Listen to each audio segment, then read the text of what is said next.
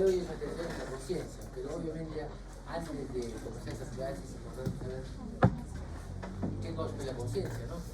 Entonces la conciencia es el, como su nombre dice, conocimiento de uno mismo y de sobre todo del entorno.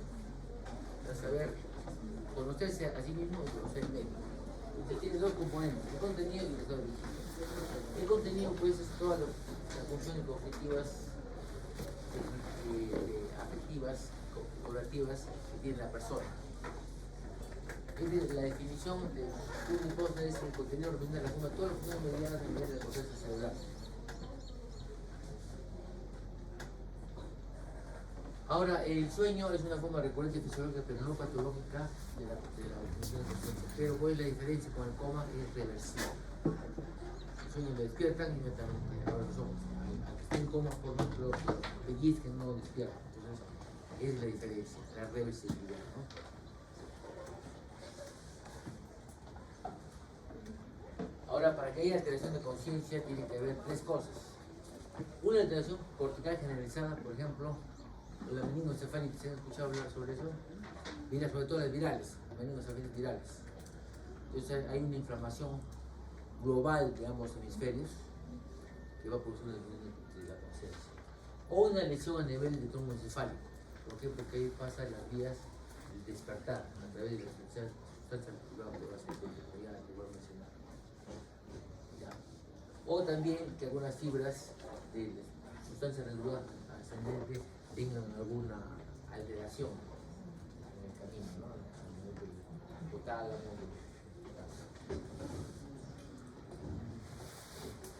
Ahora miren, para producir este puro coma, obviamente tiene que dividirse las, como ya les he dicho, de alguna forma, en forma extensa, ambos hemisferios. Por ejemplo, también el aneurisma, cuando hay un aneurisma se rompe una arteria, se produce lo que se llama hemorragia subaracnoidea. Eso puede inflamar toda la corteza. Entonces ahí hay alteración de conciencia. O también, pues, si también hay una lesión hemisférica unilateral, por ejemplo, una hemorragia intracerebral. Entonces, ¿qué va a pasar esto? Va a hacer que el cerebro se vaya por otro válvula, se llama herniación cerebral. Esa herniación que va a hacer al tronco encefálico lo va a apretar. ¿Qué hay en el tronco? La sustancia retribuidora. O sea, una lesión cortical de un lado puede producir también coma cuando sea grande, pero si es chiquito no. ¿Ya? Y lesiones del tronco encefálico pueden ser muy grandes sin causar coma. Eso se explica desde el punto de vista anatómico. Si la lesión no es en el tegmento, no puede producir coma, ¿no? Entonces, ese es el tronco encefálico. Entonces, el tronco encefálico más o menos tiene el tamaño de mi dedo gordo. Tiene tres partes. ¿Cómo se llama esto? Mesencéfalo, protuberancia, bulbo raquídeo, ¿no? Y cada una también tiene una parte. Esta se llama la base, tegmento y techo. El techo sobre todo el mesencéfalo. ¿Y por dónde va la sustancia nerviosa ascendente? Por. Porque quiere decir que una lesión a este nivel no produce coma, ¿no? ¿De acuerdo? Más que todo en lo amarillito. Entonces es importantísimo saber la neuroanatomía para entender eso. Continuamente volvamos acá lo que dice el tronco encefálico. Es la mayor ruta de comunicación entre el cerebro y la médula, el periférico. Entonces ahí está también el centro de la respiración, el centro de para el ritmo cardíaco, el efecto primario de la respiración. Y también ahí se encuentran los núcleos de los pares craneales, los núcleos verdaderos. Por eso cuando se altera el tronco, siempre un par craneal se altera, siempre. O sea, ahí lo se llama síndromes alternos. ¿Qué son los síndromes alternos? Cuando hay un déficit neurológico más un par craneal afectado. El más común es el síndrome de Weber. Entonces, el síndrome de Weber, ¿qué cosa hay? Tosis del lado afectado. Claro, o sea, tercer par craneal afectado de un lado y del lado contralateral debilidad. claro, una hemiplegia o una parálisis, ¿no? ¿De acuerdo? El síndrome de Weber. Y así, individualmente, de acuerdo al núcleo afectado, habrá síndromes correspondientes, ¿no? Y también hay, de alguna forma, fibras que van a, de alguna forma, controlar la corteza. Porque imagínense que ustedes sientan todo. sea, ahí también vienen fibras del cerebro que van a inhibir lo que viene. O sea, cuando nosotros, digamos, estamos acá, mucho del entorno no entra, no llega a nuestro cerebro porque se inhibe lo que no es importante. Entonces también viene del cerebro hacia abajo, vienen haces inhibitorios de eso. Y solamente llega a la corteza lo importante. ¿Ya? Y estos son cortes anatómicos. Yo sé que ustedes no han hecho la anatomía presencial, ¿no? Lo han hecho virtual, ¿no? Pero estos son los cortes anatómicos para que ustedes vean cuán complejo es el tronco encefálico, ¿no? Para que ustedes entiendan que hay ninguna parte del tronco encefálico es única. ¿Ven? Desde el encéfalo hasta el bulbo raquídeo. ¿Cuál es el límite entre bulbo raquídeo y médula espinal? ¿Alguien me dice? Pirámide de cruzación. De cruzación de las pirámides, ¿no? La cruzación de pirámides, para abajo es médula, para arriba bulbo raquídeo. Entonces, miren, si ustedes ven desde la parte superior del mesencéfalo hasta ninguno se parece, ¿sí o no? Ninguno. Entonces ustedes entenderán que para que se produzca coma tiene que ir básicamente por donde la lesión. ¿Qué parte? El tegmenio, es esta parte más o menos, ¿no? Y entra la famosa sustancia nerviosa ascendente. En su sistema de fibras y también neuronas es polisináptica, que va a llevar toda la información sensorial, va a pasar por hipotálamo, tálamo, y de ahí va a ir a toda la corteza para despertarla. Es como, digamos, es el foco, ¿no? El foco es el cerebro. Si vienen los cablecitos, lo prenden. Entonces, ¿qué pasa cuando los cables están, alguien los rompe? No llega al cerebro, al foco, ¿sí? Igualito es acá. Entonces, cuando les dije que el coma se presenta por medio de insuficiencia en el tronco, es porque por acá pasa un poquito más. Entonces, si se lesiona la parte, sobre todo el tegmento, entonces no va a llegar la información al tálamo, al hipotálamo y al tálamo, y de aquí no va a haber quien lo active. ¿Te das cuenta?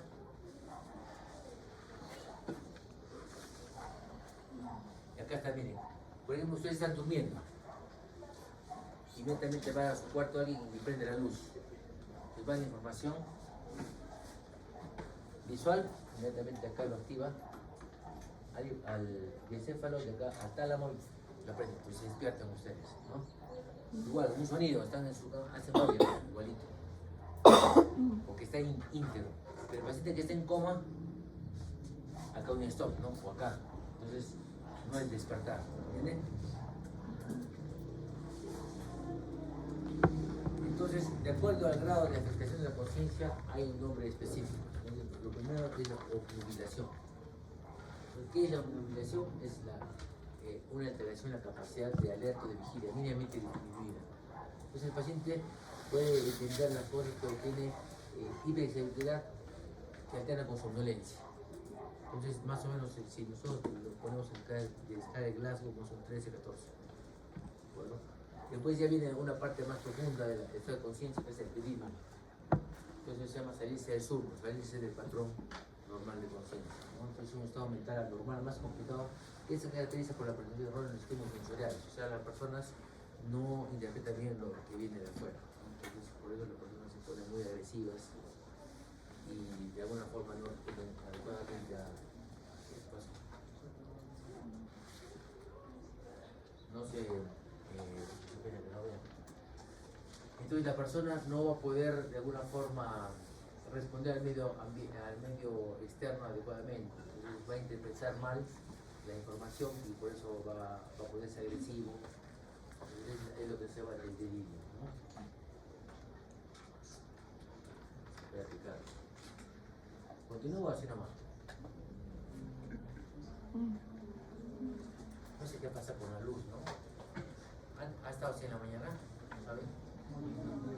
Pero ahora no. Justo cuando he venido. Bueno. Después viene el llamado estupor, que es lo que de latín estar aturdido. Entonces en este estado estado la persona, pues de alguna forma, tiene un sueño ya profundo, se despierta, pero luego vuelve a dormirse, ¿no? Y luego viene lo que se llama coma. En el coma, ya la persona, por más que ustedes lo estimulen, no va a despertar. Entonces, por ejemplo, yo le voy a dar esta clase a su compañero para que la tengan ustedes. A ver qué hacemos. Todavía no aparece, ¿no?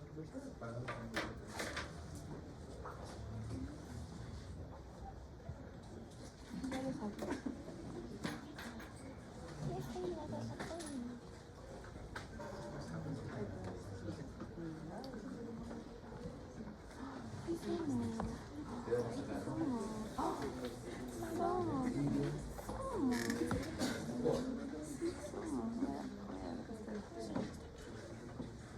Entonces los pacientes de fútbol elegimos que básicamente van a responder o van a despertar a estímulos muy fuertes. Ahí nos queda un ratito que vamos a ver. En el coma, ninguna respuesta. Ninguna respuesta. Hay un coma también que se llama coma profundo, que ahí sí ya nada. Pero el coma, digamos, básicamente desde el punto de vista del lago, podemos decir 8 menos. Ahí podemos encontrar dos tipos de respuestas, una que son normales y una anormales. La normal, por ejemplo, es localizar o retirar. Pone la mano y la retira. Pero las anormales son la rigidez de descerebración, ¿es esto? O de coordinación. Entonces, esas dos respuestas denotan un daño más severo, estructural.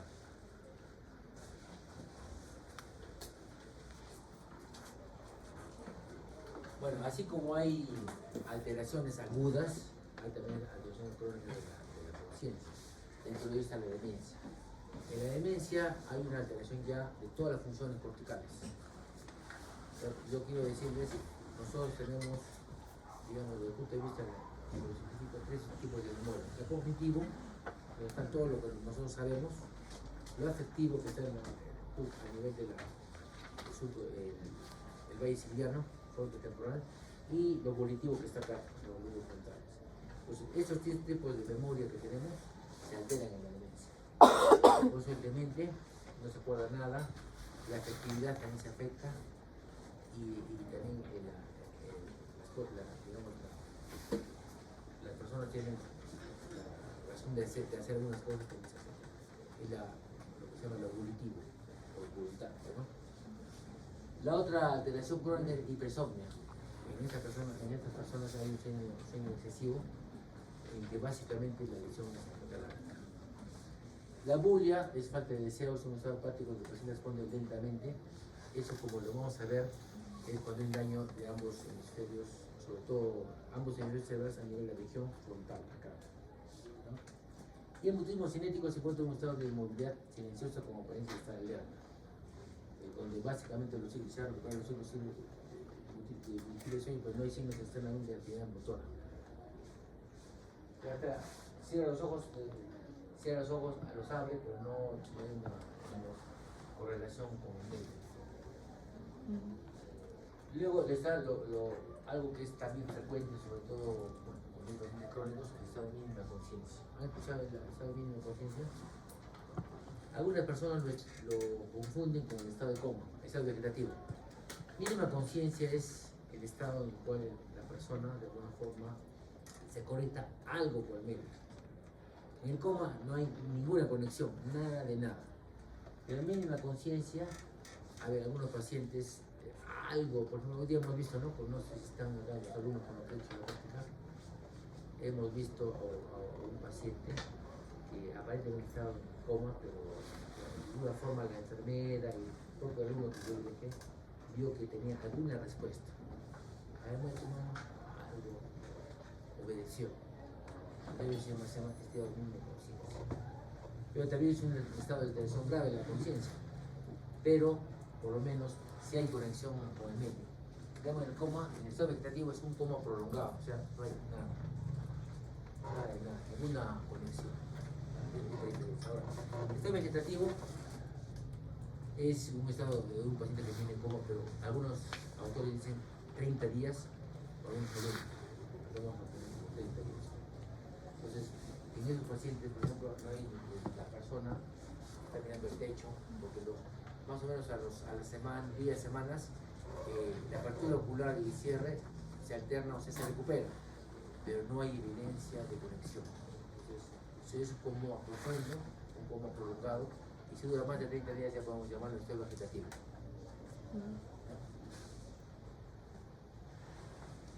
Ahora, como ya les mencioné, las dos respuestas motoras anormales son la rigidez de corticación y la rigidez de celebración. Entonces, se explican básicamente con la intención del cuerpo.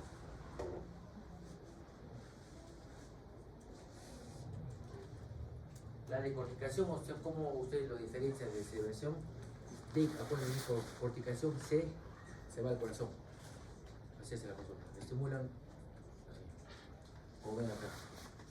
Entonces, las dos van en flexión y estimulan esto, ¿no? Decorticación. Y de celebración, más bien, es rotación interna, ¿no? ¿Cuál es peor? De celebración. Implica mayor daño, ¿no? En este caso, por ejemplo, en la postura de corticación, la expresión de brazos y extensión de piernas. Ahí implica el tallo cerebral reservado, sin embargo, hay lesiones hemisféricas de curso encefálicas. En cambio, la rigidez de cerebración, que hay un daño a nivel del metencéfalo. A este nivel, ¿no? Se daña. Ahora, ¿por qué puede ser? Puede ser consecuencia de una hemorragia en el tronco, puede ser que hay una herniación cerebral, una gran hemorragia cerebral que ha hecho una herniación. Entonces lo ha afectado al tronco y lo ha dañado. O sea, cuando el cerebro sangra, o un tumor o cualquier lesión, el cerebro tiene esa presión tiene que irse a un lado. Y ese algo es que se va al tronco. ¿Por qué? Porque acá está el agujero bajo, entonces quiere salir por el tronco. Y al irse por ahí, lo aprieta el tronco. Y al apretarlo, se daña. Entonces, la metastasis articular se daña y dependiendo de dónde es el daño, va a dejar algunos núcleos, en este caso, por ejemplo, en nivel de celebración, estos núcleos, sobre todo el vestibular, los deja libres, y los vestibulares que hacen justamente eso. Esta posición de rigidez, ¿no?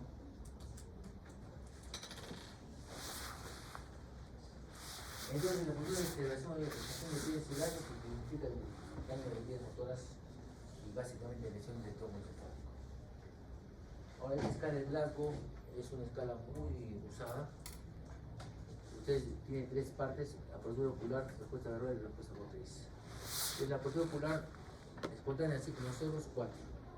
Cuando solamente abren los ojos a la voz, 3. Al dolor le pellizcan, 2. Y sin ninguna respuesta, 1. La respuesta verbal está orientado 5, desorientado 4, inapropiada 3. Y sonidos, solamente sonidos, pero no se entiende nada, 2. Y si no tiene ninguna respuesta, 1. La respuesta motora, obedece 6, localiza 5, retirada 4, flexión. ¿Flexión qué será? ¿De corticación o de celebración? De corticación. De corticación, ¿no? Y extensión será De celebración. de celebración. 2, y ninguna 1. O sea, el grado mínimo es 3. 3. Máximo, nosotros estamos en 15, ¿no? Ahora, si nosotros correlacionamos lo que les he dicho, los estados con el Glasgow, vigilancia alerta que estamos nosotros, 15. Letargia de 11 a 14, de 15. Estupor, 7 a 10 de 15. Y acá grábense, aunque esto no es exacto, el coma es 8 o menos. Glasgow 8 o menos. 8 o menos es, y ahí tiene que intubarse a la persona. Ahí en ese Glasgow la persona no puede respirar bien. Se retiene CO2 y si le retiene CO2, nosotros cuando examinamos un paciente en coma, aparte de todo lo que les he dicho, luego también hay que examinar las pupilas. Las pupilas es muy importante. Las pupilas tienen que ser isocóricas, reactivas, ¿no? ¿Qué significa reactivas? Se pone luz y contraerse la pupila, ¿no? Por eso. Igual forma ambos, ¿no? Los normales entonces son isocóricas. Entonces, ¿qué ocurre cuando las pupilas están dilatadas y ustedes tienen un paciente en coma? Puede ocurrir dos cosas. Primero, que el paciente ya ha tenido un daño severo del tronco. El segundo, que de repente por las drogas que le están dando a tener, la adrenalina haga que las pupilas se hilaten. Pues es muy importante saber, le han dado un medicamento, está con adrenalina o no adrenalina, todavía hay la duda, y no esté muerte cerebral. Por un criterio para muerte cerebral, pues son de las pupilas dilatadas. ¿De acuerdo? Después miosis. Cuando, digamos, el daño es más abajo, es a nivel de protuberancia, entonces hay una característica que es más chiquitas que el usuario. Y la anisocoria es lo que ven sobre todo en pacientes que tienen una herniación cerebral, como se ha dicho, por ejemplo, un hematoma epidural. Es un hematoma que está encima de la dura, que va a hacer que el hemisferio cerebral comprima al tronco y dentro de ello al tercer nervio craneal. Entonces va a ser, el tercer nervio craneal va a controlar, ¿qué va a controlar? La pupila, que hace que sea chiquito o grande, que sea chiquita, ¿no? Entonces, como se daña, entonces no hay quien me diga eso. Entonces, ¿qué va a hacer? Se va a dilatar, va a predominar el simpático. Entonces, anisocoria. Si viene un paciente que ha tenido una caída, está en coma, tiene una pupila está más grande que otra, asústense, tiene un coágulo, hay que operarlo inmediatamente. Porque si no lo operan rápido, van a llegar dilatadas, de muerte cerebral. ¿De acuerdo? Sin embargo, siempre los medicamentos. Fármacos para el examen de la vista, atropina, fenilefrina también puede provocar desgracias. Drogas como la cocaína y el alcohol también. Si tiene un joven con olor característico, atención conciencia de pupilas dilatadas, piensen, puede ser drogas, ¿no? Cocaína. Después hay que ver también el patrón respiratorio, o sea, cómo es la respiración por viene el paciente. ¿Qué parte del tronco controla la respiración? Bulbo raquídeo. Ahí está el centro que va a controlar el patrón respiratorio. Entonces hay sobre todo 4 tipos. Respiración chain stocks, es un signo de respiración rápida, creciente, luego un periodo de apnea, luego otra vez hiperemia. Entonces ahí ocurre cuando hay un daño de encéfalo o ganglios basales. Después hiperventilación neurógena, cuando hay daño en los encéfalos, es hiperventilación sostenida. Luego apnóstica, hay periodos que no hay respiración, daño de protuberancia. Y cuando hay una respiración que no tiene ningún patrón, todo atáxico, en bulbo. ¿De acuerdo? Entonces yo les pregunto, ¿dónde se encuentra el daño en una respiración atáxica? ¿Qué era? ¿A nivel? Bulbo, ¿no? Bueno, ya hemos hablado de las pupilas. Ahora, hay un síndrome que en emergencia se ve con mucha frecuencia, sobre todo en las personas mayores, el síndrome de confusión de la culpa. Entonces, este es un trastorno también de la conciencia, pero ¿cuál es la característica? Que es transitoria. El comienzo agudo, caracterizado por la afectación global de las funciones, y básicamente hay un problema a nivel metabólico o tipo infeccioso. Eso se ve muy común en los viejitos, cuando hacen una infección urinaria, hacen una sepsis, urosepsis, inmediatamente les altera la conciencia y tienen problemas de sus funciones cognitivas. Entonces, eso va en el patrón síndrome confusional agudo. Tratan la infección, inmediatamente recobran todo. Se acuerdan quién es, dónde están, ¿acuerdo? O sea, es algo reversible, transitorio, de causa metabólica infecciosa, ¿no? Los síntomas incluyen déficit de atención, trastornos de pensamiento, trastornos perceptivos, alteraciones de conducta motora, trastornos de deficiencias cognitivas. Entonces, lo importante es que es agudo, es rápido. Entonces, como ya les dije, hay causas metabólicas, fármacos también, drogas de abuso, tóxicos, venenos de animales o plantas.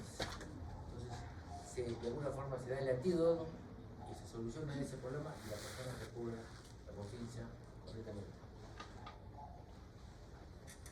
¿Qué otras causas? También afectan infecciones sistémicas, sepsis, endocarditis, infección urinaria, respiratoria abdominal, epilepsia, patología vascular, traumatismos, considerados agentes físicos, enfermedades hematológicas misceláneas. Por ejemplo, también yo lo veo después de la anestesia, cuando una persona mayor se opera, con anestesia general también hace un síndrome funcional por anestesia. Dura 2 días, después la persona ya pasa ese día, ya de nuevo está orientado, lúcido, ¿no? Con 15 puntos. ¿Y qué hay que hacer primero? Obviamente, primero hemograma, a ver si tiene leucocitosis, electrolitos, hiponatremia o hipernatremia, ambos producen alteraciones de conciencia. Ni creatinina, ¿por qué? Porque si la urea está elevadísima, también produce un síndrome de confusión abrupto de causa urémica. Glucosa también, en los diabéticos. La glucosa muy alta o muy baja, igualito también produce una alteración de conciencia. Pruebas de función hepática también, cuando hay un problema hepático, cuando sube todas las sustancias tóxicas que el hígado debe procesarlo, también produce una alteración de conciencia. Hormonas tiroideas, hipotiroidismo severo también. Entonces, todos esos exámenes son importantes. Y tomografía cerebral, obviamente, porque a veces un hematoma también puede producir síndrome confusional agudo. En segunda línea, vitamina B2, ácido fólico, el suero, cultivos de sangre, televisión tóxica, fármacos de sangre, orina, antimicrosomales, anticuerpos. ¿Por qué esto? Porque algunas enfermedades reumatológicas, sobre todo, por ejemplo, el lupus eritematoso, debutan por una encefalitis lúpica. Entonces la persona está todo confuso, ¿por qué? Porque está debutando. ¿No? Eso está en relación con la alteración de conciencia.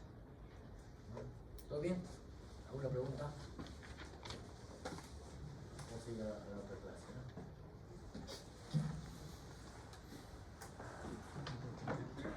Como ustedes habrán visto, la neuroanatomía es muy importante para intentar todo. O sea, será motivo ahora para que repases su neuroanatomía. O si no, se le va a hacer difícil aquí repasar todas las estructuras anatómicas, tanto externas como internas, más o menos así van a entender. Si lo estudian así de golpe, se van a olvidar, no van a poder interpretar bien las cosas. Incluso para interpretar bien la tomografía tienen que saber bien la tomografía. Bueno, en este caso vamos a hablar del cerebro y todas las funciones corticales. ¿Tienen que parar un ratito o sí? ¿Video normal? Bueno, vamos a dar un enfoque de lo que se llama las neurociencias al cerebro. Entonces el cerebro va a constituir la parte anterior y superior del encéfalo, de los distintos elementos que tienen constitución del cerebro, del eje cerebro-neural, es la parte más voluminosa, más importante y más noble. El cerebro va a ocupar casi totalidad de la cavidad craneal. Y el hombre de todos los mamíferos es aquel que tiene su mayor grado de desarrollo y también el mayor grado de sensibilización. ¿Qué quiere decir? Que nosotros, el peso del cerebro, más o menos es, como viene acá, 1100, 1 kilo 100 gramos, en relación a el peso de nuestro cerebro, a nuestro cuerpo, en relación a todos los, digamos, los seres vivientes, tenemos más índice. ¿Qué quiere decir? Que tenemos más cerebro en relación a cuerpo. Por ejemplo, el elefante puede pesar a cuando 2 toneladas, ¿no? Su cerebro es chiquito en relación a su cuerpo.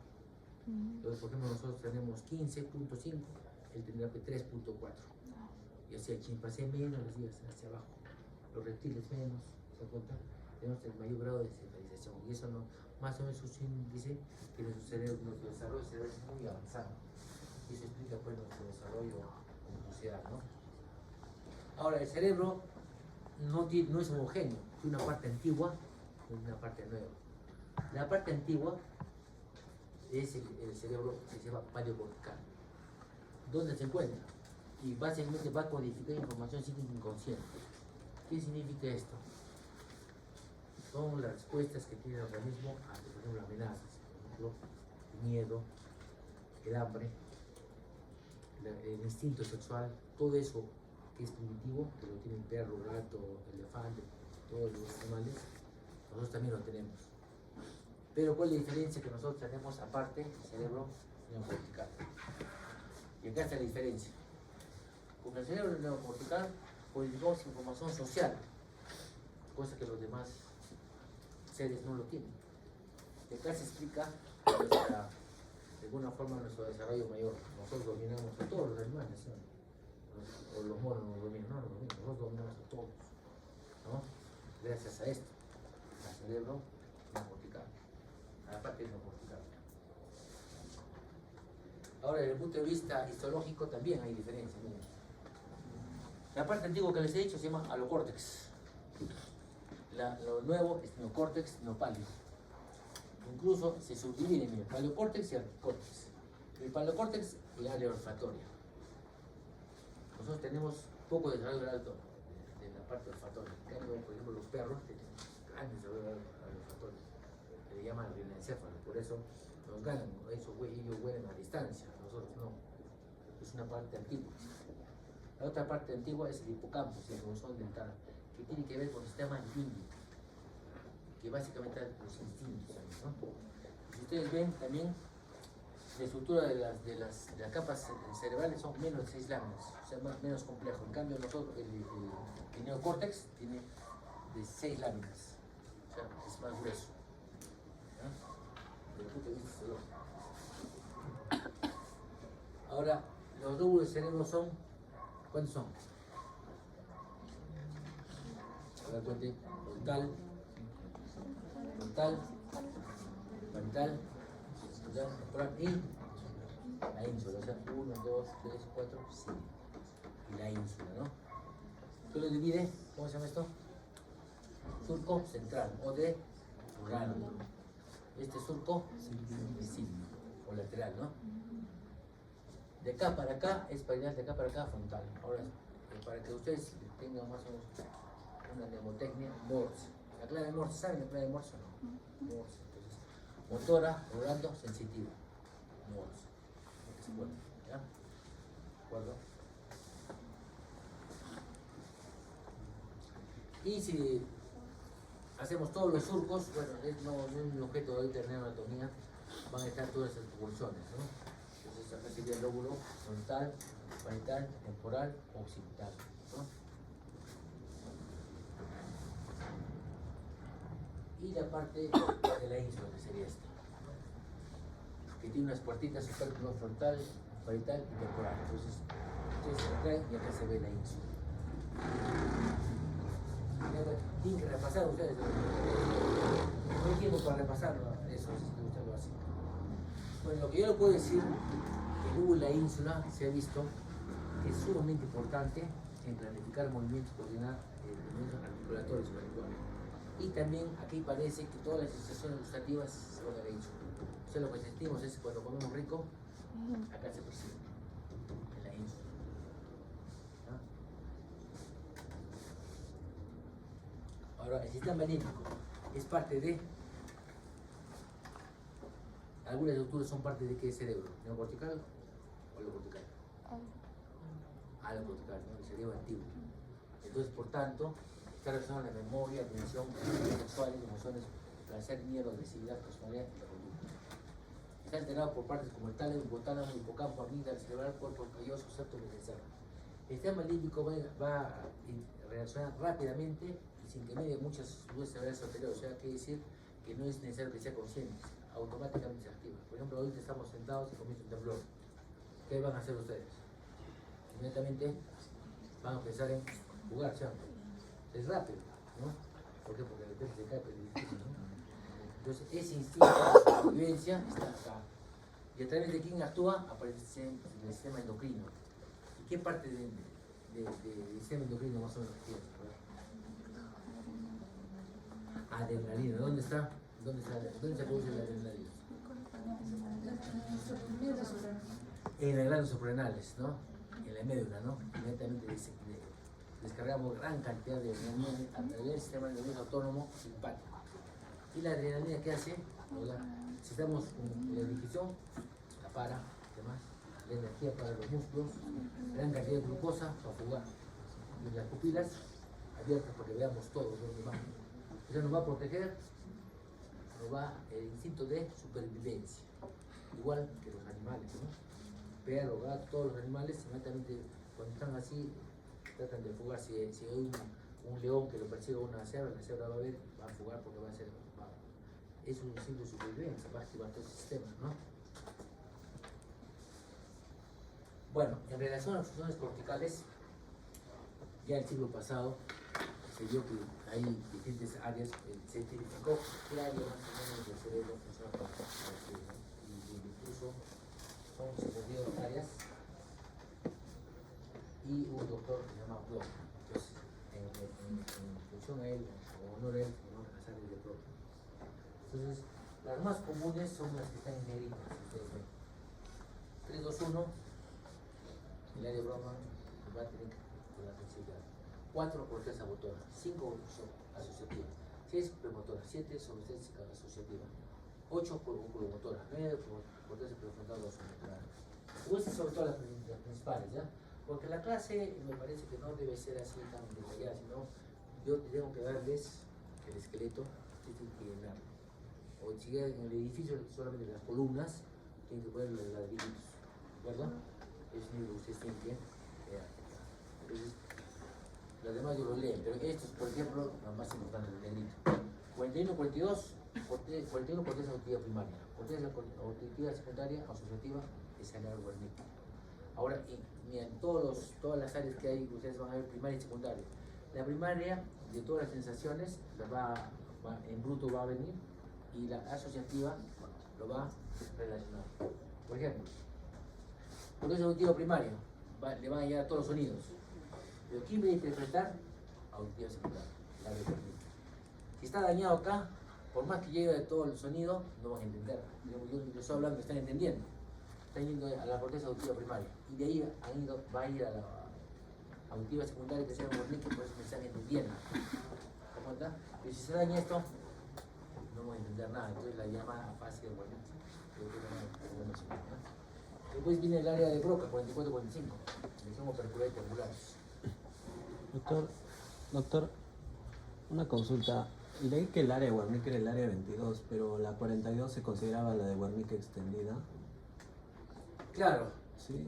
Sí, sino que yo he traído de acá de una revisión. Ah, Una revisión, pero sí, tienen razón. O sea, ya. Incluso consideran más áreas sí. como parte de Wernicke. Sí, digamos, es una revisión no actualizada, pero válida. Ah, bien. Bueno, acá ven, ¿no? Todas las áreas.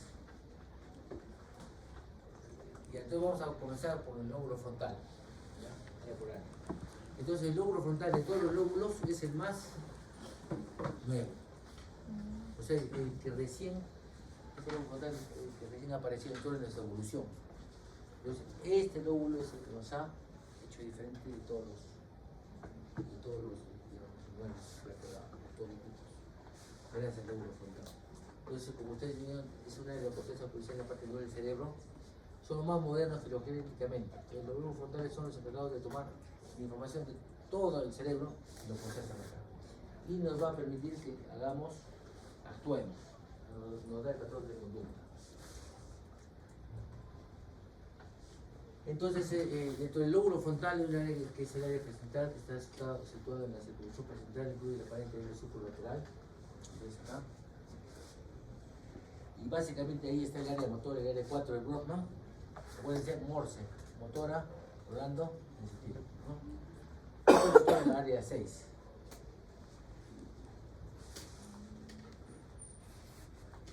Y como ustedes ven acá, el rojito es el área motora. Acá están las acetales, las neuronas, una de las más grandes. ¿En qué otra parte hay neuronas grandes? De todo el encéfalo. ¿A quién sabe? Aparte de las zonas piramidales, las neuronas o células de Purkinje en el cerebro. Esas son las dos partes donde están las neuronas más grandes. En este caso, de acá parte de las neuronas, el haz piramidal, las células piramidales de Betz. Ahí comienza. Ahí va a perder la orden, ¿no?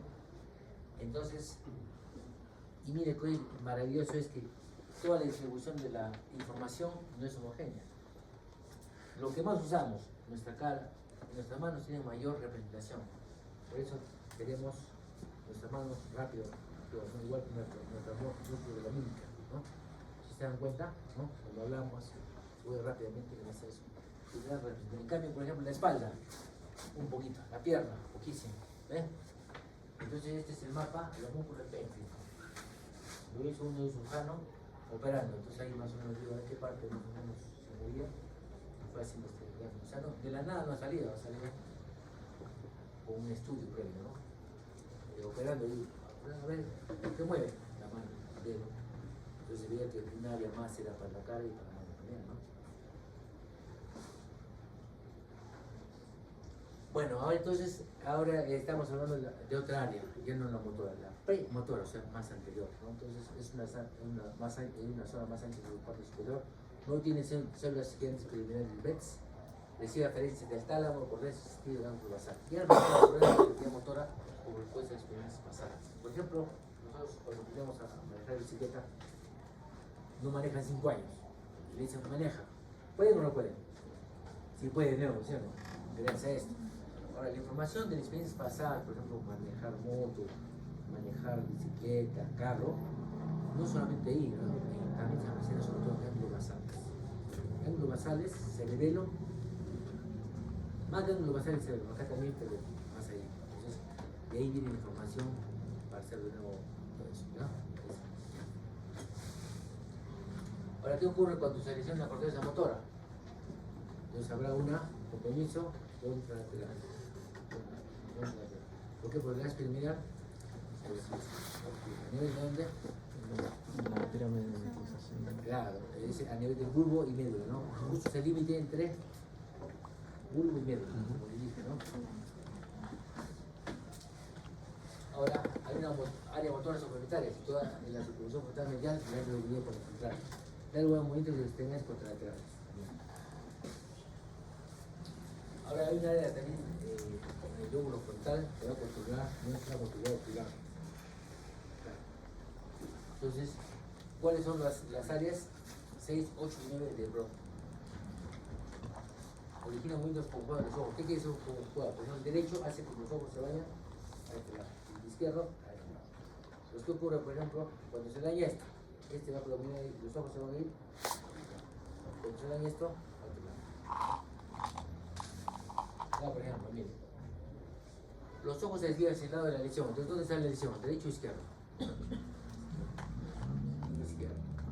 Está yendo acá. ¿Se da cuenta? O sea, el derecho ha predominado, se ha ido a la izquierda. Okay. Los dos, cuando no están bien, hay equilibrio, por eso los ojos están en el centro. Pero cuando se daña, digamos, el izquierdo, entonces predomina el derecho. En este caso, por ejemplo, se ha ido a aquel lado izquierdo, ¿no? ¿Está bien? Área 6, 8 y 9 de... Ahora lo que dijo, el área de lenguaje de Broca. Entonces acá hay un surco frontal superior, frontal inferior, frontal ascendente, circunvolución frontal superior, medio inferior. El inferior se subdivide en girus orbitales, triangulares y operculares. Girus triangulares, como un triangulito, y operculares, aquí está el área de Broca.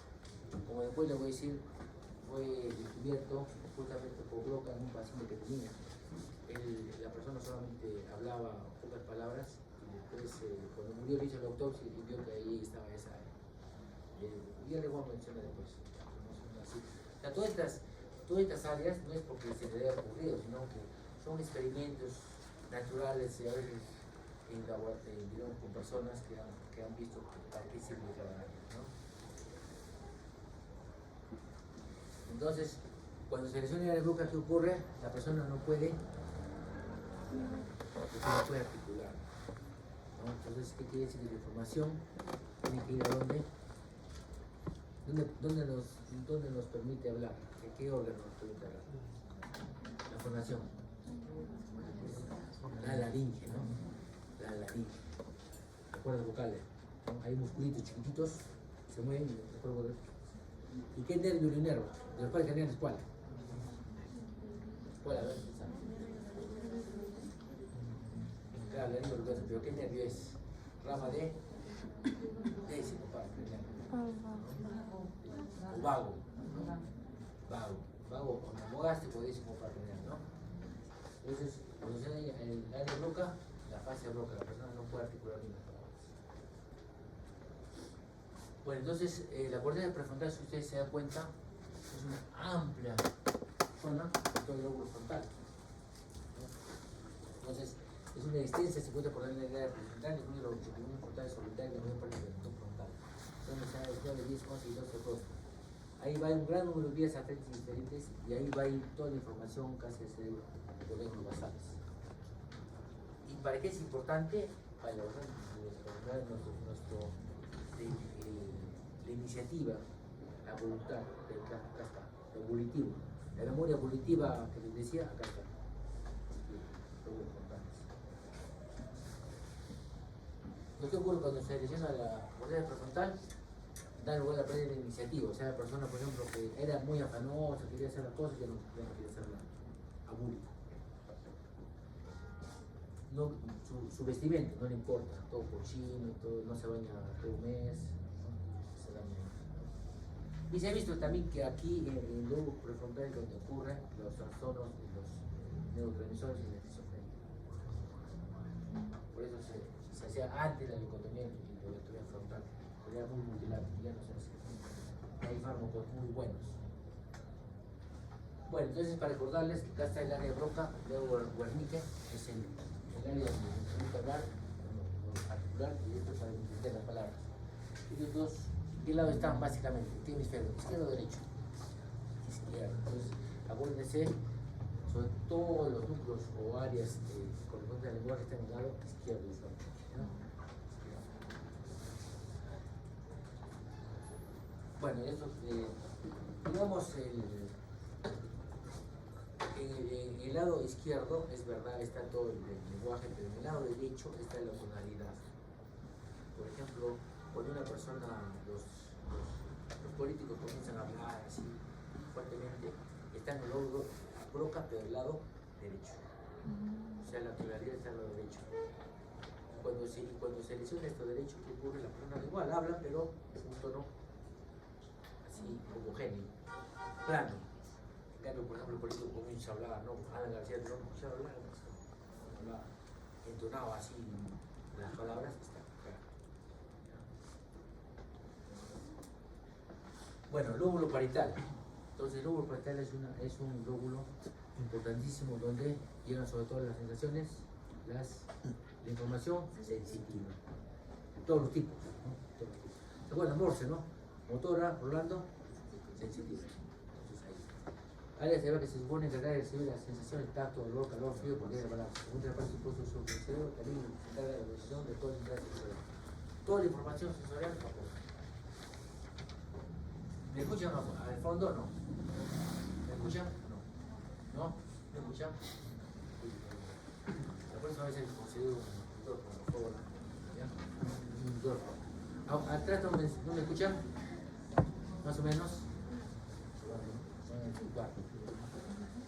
Bueno, el área somestésica primaria, como les dije, que llegará la información sensorial en bruto, ¿no? Acá dice, áreas 3, 2, 1 y 2, el bronco primario. Y sin sirve de proyección de todas las sensaciones del núcleo tálamo. Ese es el mecanismo de retroalimentación inhibitoria también. Y acá también hay un mecanismo que va a modular todo lo que llega, como les dije. O sea, la corteza también hay gases que van a hacer que no todo entre. O sea, nos volvíamos locos si escucharíamos todo, imagínense, toda la información procesaríamos, ¿no? El cerebro se encarga de solamente lo importante llegue al cerebro.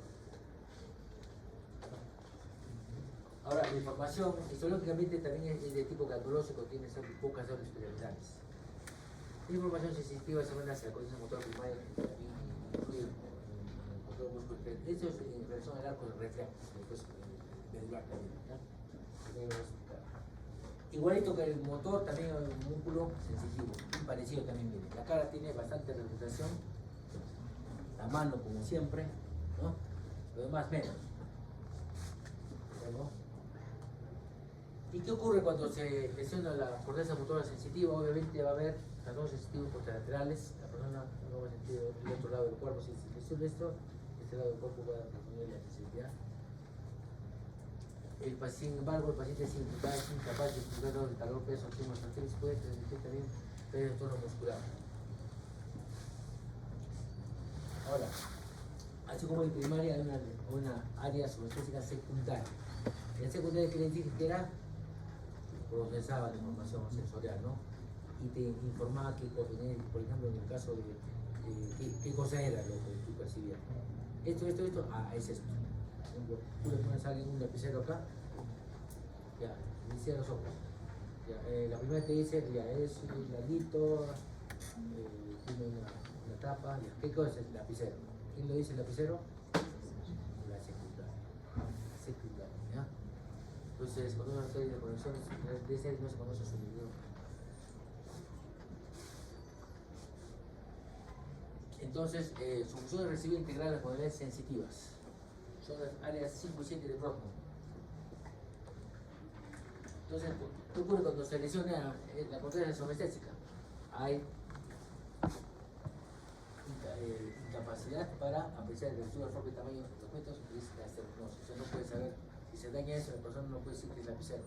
Se puede decir, ya, es larguito, es frío, a ver, tiene una parte ancha, otra delgadita. ¿Qué es? No sabe. Se llama asterognosis. También en su figura corporal, nosotros tenemos, cuando nos vemos al espejo, nos vemos nuestra imagen, también tiene alteración en su percepción de su rostro. ¿Ya? La visión de la imagen corporal. Entonces hay una alteración de la imagen corporal. Bueno, entonces, el área Wernicke, como su compañía le dijo, ¿no? El área 22 de Brock. Entonces, acá se procesa, ¿qué será? ¿Un área primaria o secundaria?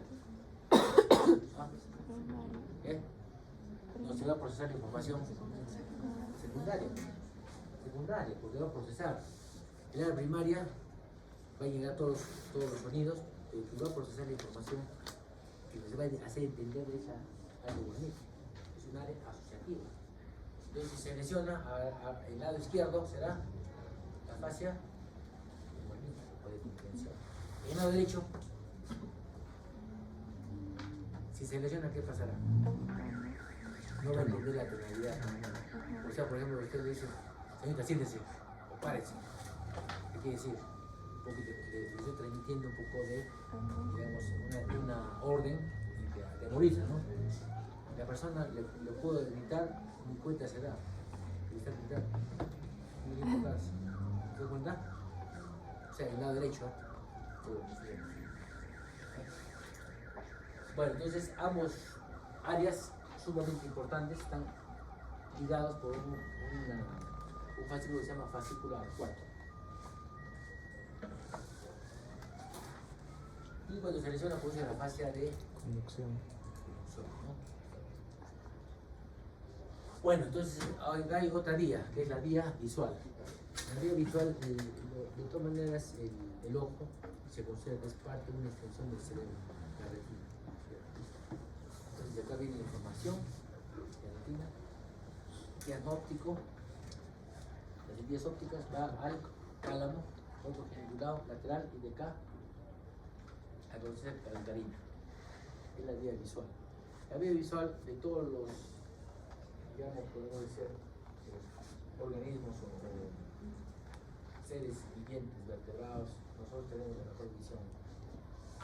Si ustedes se dan cuenta, en gran parte del cerebro, todo esto es vía visual, ¿no? Todo esto, gran cantidad de fibras, ¿no? Entonces acá tenemos nervios ópticos, quiasma óptico, lentilla visual, otro genicular lateral. ¿Cómo se llama esto? A ver cómo dice. Fascículo, genículo calcarino, ¿no? Llega a la fisura calcarina, ya es el área visual, ¿no? Ahora, dependiendo qué parte de la vía visual, habrá también un trastorno de la visión. Nosotros cuando vemos, inmediatamente el cerebro en el campo visual todo lo convierte, lo que está arriba, abajo, lo que está derecha, izquierda, automáticamente. Entonces, por ejemplo acá, miren, esta parte de la retina se va a proyectar en el campo visual, esto es temporal, lado nasal. Este que es nasal, temporal, campo visual. Acá, por ejemplo, si está, gastas el flejo óptico, no lo recibes. Entonces, miren, está afectando esta y esta. Entonces, ¿qué habrá? En la hipófisis, cuando hay un daño en la hipófisis a nivel del quiasma, habrá una menopsia temporal. y temporal, ambos campos temporales. Digamos, se afecta la corteza calcarínea a nivel del labio superior, izquierdo. El labio superior, el labio inferior. Entonces, esto es como un cuadrado. Izquierdo. Entonces, ¿qué esperaría si está en esta parte superior de la sociedad calcarínea? Izquierda, sería derecha. Si esa parte superior sería inferior, ¿no? Una podontopsia inferior derecho. ¿De acuerdo? ¿Entienden o no? O sea, todo es al revés. Lo que es izquierdo, derecho, lo que es arriba, abajo. ¿Ya? Así se explica más o menos los trastornos de la evolución. Cuando lo lean lo van a entender mejor. Bueno, el cerebro no solamente es corteza, también hay fibras de asociación, de la sustancia blanca. ¿Ya? Y si nosotros dividimos la sustancia blanca, podemos dividir fibras de asociación como fibras de proyección. Por ejemplo, de asociación, ¿cuáles son? Van a interconectar lugares corticales situados dentro de los núcleos cerebrales. Por ejemplo, el fascículo luminoso superior y el arqueado va a unir el lóbulo frontal con el temporal. El fascículo luminoso inferior también, luciforme, el símbolo, por ejemplo, va a conectar el lóbulo frontal y parietal con los giros para hipocapal y temporal adyacente. Comisionales, el más importante, ¿cuál es el más importante de todos? Cuerpo calloso, pues. Va a unir ambos hemisferios, derecho e izquierdo. ¿Cierto? Después le sigue el córnex. Después, comisión anterior, después hipocapal, ¿no? ¿De acuerdo? Y la de proyección son fibras que suben o bajan, ¿no? Por ejemplo, el áspide viral es una proyección. El espíritu talámico lateral que trae todo el dolor, ¿sí? Es también proyección ascendente. Cuerpo calloso. Entonces tiene diferentes partes. Es el pico rostrum, acá está la rodilla, el cuerpo, el esqueleto. Va a unir exactamente la misma parte del cerebro de la izquierda con la derecha. Exactamente. Entonces, esta parte se llama forceps menor, forceps mayor. Digamos, la cosa es una disección del cerebro, ¿no? Es real, no es un dibujo. Miren cómo parecen cables, ¿no? Este lado exactamente con el otro lado. Va a unir. Y las otras fibras también que van a de conexión va a ser la fibra que sigue esto. Va a conectar todo el sistema límbico. Es el hipocampo. Ahora, si quieren algo real, acá está, miren, el hipocampo. Ven cómo conecta. El hipocampo de este lado, de este lado. ¿Ven? Es un cerebro real, ¿no? No es una maqueta, nada. Esto se hace con la técnica que se llama disección de fibras. Se va disecando el cerebro y así se pone, ¿no? ¿Listo? Ahora la comisura, otras fibras comisurales es la comisura anterior. Ponen sobre todo la parte temporal, medial, las dos partes temporales. A ver. Temporal anterior. La memoria, por ejemplo, ¿no? La memoria que tiene esa. Y acá el fascículo longitudinal superior, inferior. Acá está, mira, la columna radiada. ¿Cómo se llama esto? Está la vía. El brazo anterior y posterior, ¿cómo se llama eso? ¿Cómo se llama? La columna. ¿Y qué más? Cápsula. La cápsula interna. Pero la cápsula interna va a dividir a los ganglios basales. Acá está. ¿Cómo se llama esto? Un controlado. ¿Esto? Núcleo lenticular. Núcleo lenticular. Los pálidos y cutáneos, ¿no? Brazo anterior, rodilla, brazo posterior. El áspide medial por dónde pasa, el tributo. El áspide medial por dónde pasa, brazo anterior o brazo posterior. Brazo posterior. ¿Ya? Y todos los pares craneales motores por la rodilla. ¿No? ¿De acuerdo? Aquí está un cerebro normalmente todas las fibras como son. O sea, lo que quiero mostrarles es que el cerebro no solamente es corteza, también es sustancia blanca. Y también si se daña, va a producir igual daño que si se daña la corteza.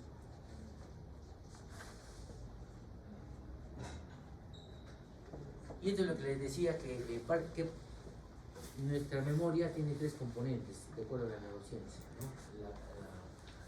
El componente cognitivo que está en la corteza parieto-temporo-occipital, es una asociación en ambos lados. Por eso cuando uno se lesiona un cerebro, obviamente puede que no se clave, ¿no? Si se daña, pero no es tan grande como para producir una herniación. La persona sobrevive, pero va a conservar su memoria. ¿Por qué? Porque está en ambos lados. ¿De acuerdo? La memoria cognitiva es acá. La afectiva está acá. Es el área de asociación frontotemporal está ahí. Y la auditiva, el área profunda que le digo, el hecho que tengan ganas de hacer las cosas, que sean productivos.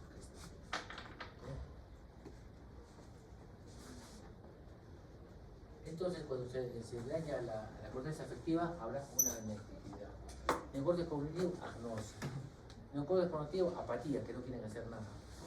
Por ejemplo, en la demencia hay una alteración de las tres memorias. Por eso la persona demente, acaso aparte que se olvida de todo, también en la afectividad, si se dan cuenta, la persona demente ya no es afectivo como antes. Antes era cariñoso, ahora no es.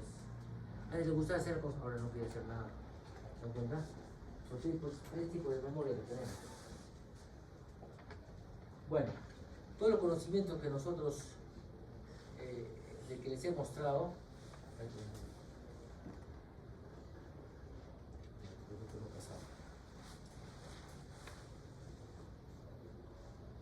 ya hasta acá, ¿no? Entonces, bueno, el cerebro derecho y el izquierdo es diferente, procesa diferente tipo de información, o sea, no es lo mismo. No es lo mismo. El derecho, ¿qué hace? No tiene relación a la conciencia. ¿Qué quiere decir? No interviene en la conciencia.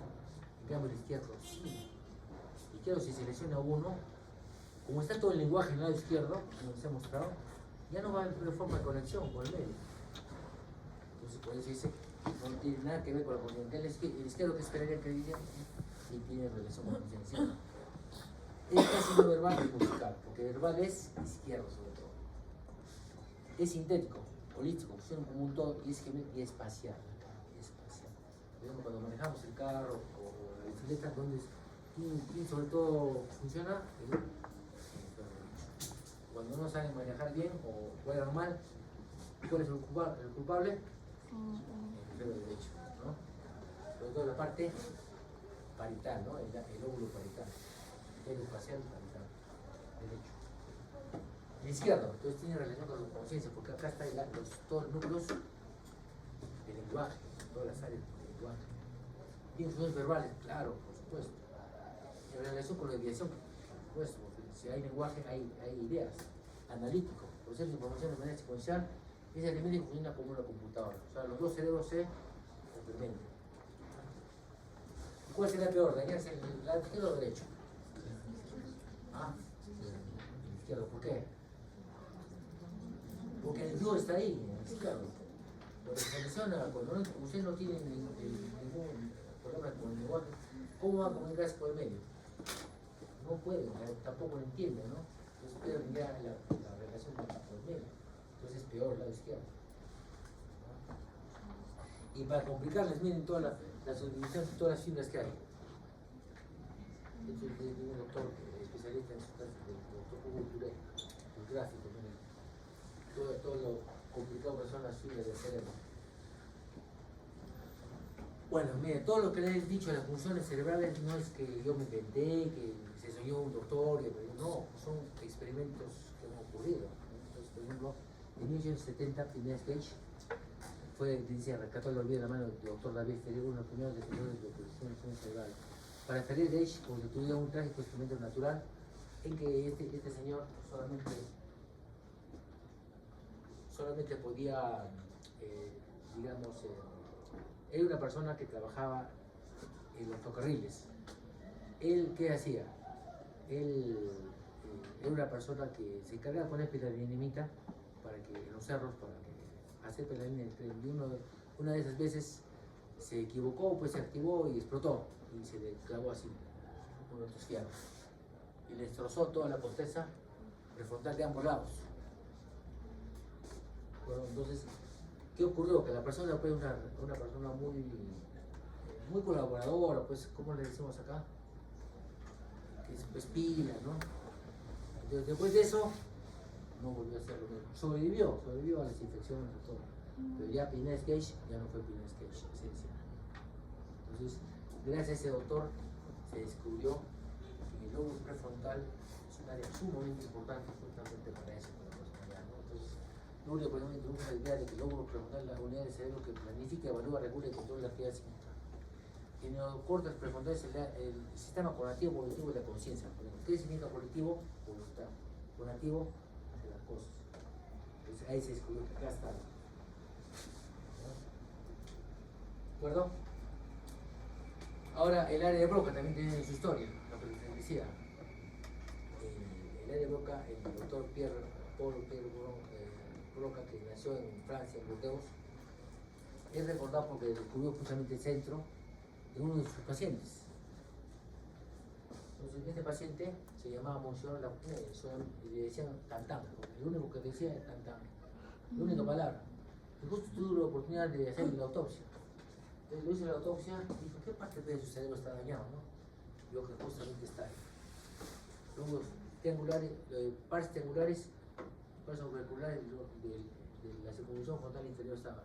Y dije, ay, acá está el área, lado izquierdo. Descubrió el área Broca, a partir de ahí. ¿No? Así todas las áreas que sabemos, así más o menos tiene esa historia. Nos pasaremos esta mañana viendo la historia de los pacientes, ¿no? Entonces, cuando se daña, obviamente, tenemos la fascia de los dedos. Luego, Wernicke también descubrió, no fue tan así tan bonito como el otro, pero también descubrió que esta área es muy importante para la comprensión del lenguaje. Entonces, cuando se daña, es la fascia de Wernicke o de comprensión. La persona puede hablar, pero no puede entender, ¿no? Bueno, entonces también tenemos que desarrollar lo que se llama las afasias. Entonces, son desórdenes expresados, recibe palabras por símbolos de comunicación, son las llamadas afasias. O sea, es la inhabilidad que una persona que previamente está normal, así como nosotros. O sea, esto no aplica, por ejemplo, a una persona que ha nacido así, pues no es afasia, ya desde el comienzo es cuando una persona previamente está normal, como nosotros. Hablamos, de repente tiene una lesión y ya no habla, ¿no? O no entiende. Entonces, ahí se aplica afasia. Entonces, por eso dice, es la inhabilidad de una persona previamente normal con una lesión severa adquirida para entender o expresar palabras. Oye, en la mayoría de las individuos, básicamente en la región periselviana, lóbulo frontal y temporal, ahí están todas las partes, aparte del área de Broca y Wernicke, también otras áreas. Como la voy a mencionar, área de los surcos supramarginal, toda la circunvolución supramarginal, el giro, perdón, supramarginal y angular, que también participan en el lenguaje, como lo vamos a mencionar ahorita. Ahora, en la lesión de la confluencia temporoparietal va a producir lo que se llama dislexia. La causa más común de la fase son los infartos, sobre todo de la arteria cerebral media izquierda, y traumas craneoencefálicos. ¿Por qué? Porque justamente la arteria cerebral media va a irrigar toda gran parte del hemisferio, la región frontotemporoparietale. Donde está el lenguaje, justo, ¿qué arteria? Cerebral media.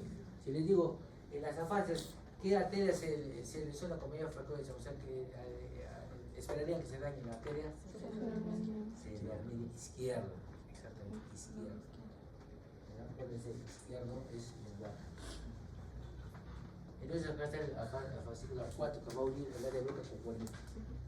Y cuando se lesiona produce la fascia de comprensión, que es similar a la fascia de Wernicke, pero el paciente tiene la capacidad de comprensión de palabras escritas y habladas, entonces no es capaz de producirlas.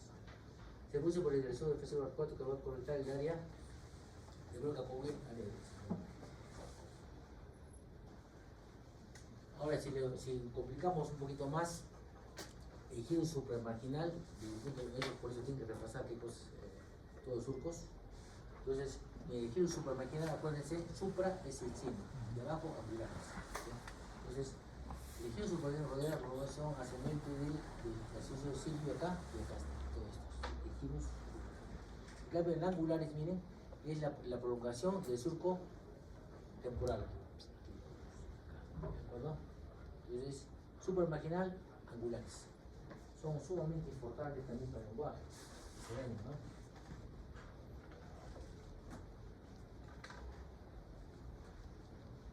Ya miren, nosotros actualmente tenemos pues tomografía, tenemos resonancia, ¿no? Pero hay una resonancia que es especial para ver eso, la parte funcional, que se llama la resonancia de postal. Esto, por ejemplo, cuando habla la persona se activa en diferentes núcleos, nos permite ver a partir de la resonancia mucho más. Ahora vamos a hablar de otra parte que se llama, ya hemos hablado de las fases, ¿no? Ahora vamos a hablar de la praxia. ¿Qué es la praxia? Es la inhabilidad de un paciente previamente normal con una lesión cerebral adquirida para que pueda gasto evolucional normal. O sea, la persona, por ejemplo, el sistema motor está conservado, el mental también está realmente intacto y el paciente no está paralizado, pero tiene una praxia. Entonces, por ejemplo, aparece el habla, básicamente ya les dije, ¿cuál será la fascia? El bloque. No hay, el área de bloque o área cuando los músculos vulvares por pulsar el habla. Entonces habrá una praxia también del habla cuando se lesiona la. ¿Por qué? Porque la secuencia, o sea, ¿qué quiere decir la praxia? Son los datos para la secuencia de hacer las cosas. Por ejemplo, para vestirnos, primero nos vestimos la ropa interior, ¿no? Primero, después nos ponemos, digamos, nosotros vamos el DVD, ¿no? Hay una secuencia. Después la camisa, al final el saco, ¿no? Hay una secuencia. Esa secuencia en las praxias se rompe. Entonces la persona se pone primero qué sé yo, el calzoncillo, al final se pone digamos la camisa, después se pone de nuevo otra vez el polo, ¿no? La secuencia, a vestirse. Entonces a eso se refiere la praxia. Aparece en la escritura, por ejemplo, es la epidafia, lesión del giro sacular izquierdo. Puede causar, o sea, el paciente pierde la habilidad para formar letras, aunque la mano no está paralizada. No puede. Entonces, se llama disgrafia. Aparece el vestido, como ya le dije, no puede orientar la ropa para ordenarse su cuerpo, usualmente con una lesión en la posición posterior del lobo parietal derecho. Acuérdense, todo el espacial, derecho. Todo el espacial, derecho. Todo lo de escritura, izquierda. Aparece en la marcha, el paciente no es capaz de pararse, caminar, aunque no tiene parálisis. El paciente, por ejemplo, una de las enfermedades que produce eso es la, ¿cómo se llama? ¿Qué tipo de hidrocefalia? A presión normal. La persona, por ejemplo, está sentada ahí y no se puede parar porque no sabe la secuencia, porque tiene que poner derecho o izquierdo. O si no, está acá y así. Para caminar no sabe qué poner, qué pie, entonces ahí se queda así, camina así. Se llama práctica para la marcha. O sea, la secuencia de movimientos. Entonces, sobre todo la práctica de la marcha se ocurre en Alzheimer, pero también en hidrocefalia a presión normal. Bueno, entonces eso es en relación a las praxis. Ahora las agnosis. Como ya le dije, la agnosia que es nos permite conocer las cosas, ¿no? La agnosia será después de una lesión, una persona normal, después de una lesión ya no va a reconocer las cosas, ¿no? Entonces la difusión de las áreas de potencia en su asociación priva al individuo y su individuo de atención primaria. Entonces, toda esa agnosia va a ocurrir sobre todo con las lesiones en las áreas primarias y secundarias. Secundarios o de asociación, ¿sí? Como ya le dije, ¿no? Pero en la agnosis y la inhabilidad de una persona previamente normal que tiene una lesión cerebral pide a reconocer símbolos simbólicos en el de un símbolo sensorial, aunque las vías están normales, las vías sensoriales. A este no se inhabilidad para reconocer un objeto colocado en su mano, como ya le mencioné. Dislexia es la inhabilidad para reconocer palabras escritas o los significados de las palabras.